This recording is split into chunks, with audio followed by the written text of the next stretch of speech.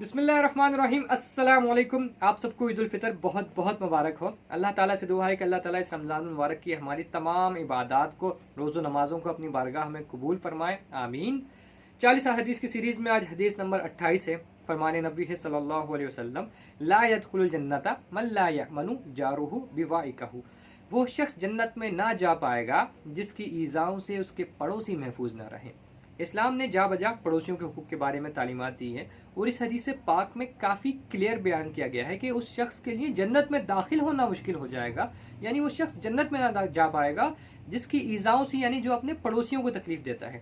اور ہمارے پڑوس میں ہمارے گھر کے آس پاس رہنے والے، ہمارے ہاسٹل کے ساتھ رہنے والے، ہمارے فلیٹ کے آس پاس رہنے والے، ہمارے روم میٹس، وہ تمام لوگ شامل ہیں۔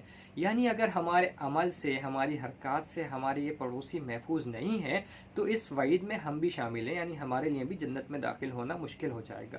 اور خاص کر اس عید کے موقع پر اپنے پڑوسیوں کو اپنی خوشیوں میں ضرور شامل کیجیے۔ اور اسلام کی اتنی خوبصورت تعلیمات ہے کہ اگر ہر شخص صرف اپنے پڑوسی کے حقوق کا خیال کرنے لگے تو ایک خوبصورت معاشرہ، ایک آئیڈیل معاشرہ بنانا بہت آسان ہو جائے گا۔